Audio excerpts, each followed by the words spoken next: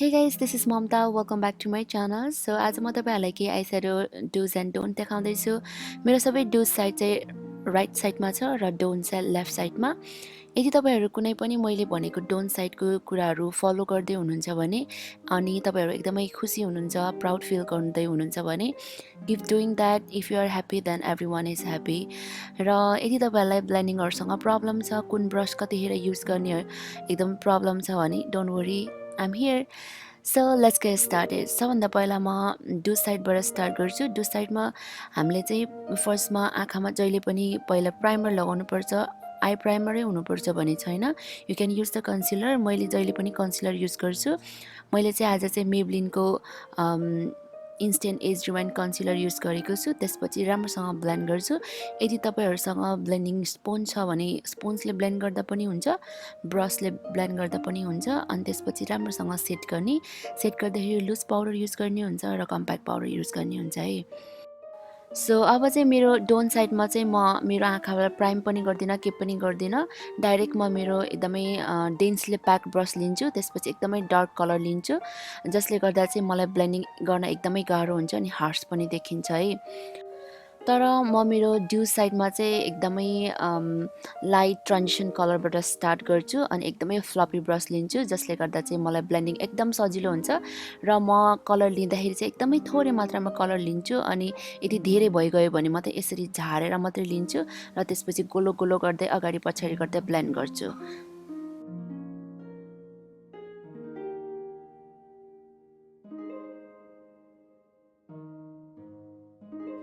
So for the dimension, I'm going to pick this darkest color from the palette. I'm going to take that same big brush अनि त्यो ब्रशले चाहिँ एकदमै गाह्रो हुन्छ blend गर्न र जतासुकै फैलिन्छ, एकदम मेसी देख्छ।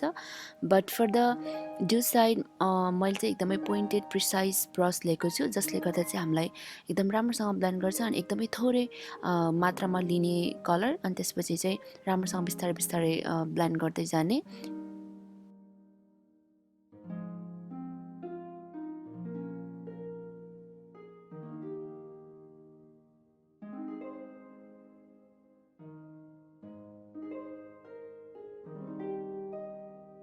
So for the lid color, I'm going to take that beautiful red color, not a red, it's a burgundy color. त्यसको लागि चाहिँ मैले एकदमै ठुलो फ्लपी ब्रश लिएको छु, जसले गर्दा चाहिँ मेरो लिड कलर चाहिँ सबै आँखातिर फैलिसकेको छ है। अनि अर्कोतिर चाहिँ मैले चाहिँ एकदमै सानो आइस्याडो ब्रस लिएको छु। एकदमै सानो छ, त्यसले गर्दा चाहिँ हामीलाई एकदमै लगाउन पनि एकदमै सजिलो हुन्छ। ठ्याक्क लिडमा मात्रै बस्छ अनि एकचोटीमा एकदमै थोरै मात्रै प्रडक्ट लिने, बिस्तारै बिस्तारै बिल्डअप गर्ने, चाहियो भने चाहिँ अझै थप्दै जाने। त्यसरी चाहिँ राम्रो देखिन्छ है, सजिलो पनि हुन्छ अनि। सो अब अम्ब्रे इफेक्टको लागि चाहिँ म हल्का कन्सिलर लिन्छु अनि त्यसपछि चाहिँ मेरो इनर कर्नरबाट स्टार्ट गर्छु अनि दुवै कलर चाहिँ राम्रोसँग ब्लेन्ड गर्छु। र आइस्याडो लगाउँदाखेरि चाहिँ blending is the must. Blending चाहिँ एकदम राम्रो हुनुपर्छ, नत्र चाहिँ एकदमै नराम्रो हार्स देखिन्छ। सो ब्राउन हाइलाइटरको लागि चाहिँ म एउटा एकदमै सानो प्रिसाइज ब्रस लिन्छु, त्यसपछि म बिस्तारै मेरो ब्राउन हाइलाइट गर्छु।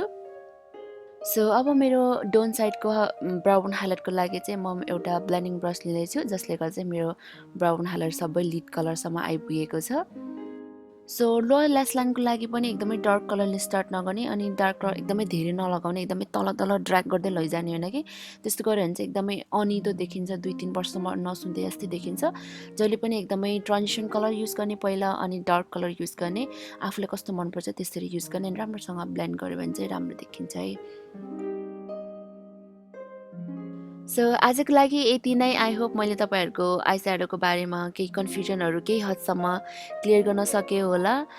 So I hope you guys like this video. If you did, please give it a big thumbs up and don't forget to subscribe to my channel and don't forget to hit that notification bell. I'll see you in the next video. Thank you so much for watching. Take care. Bye bye.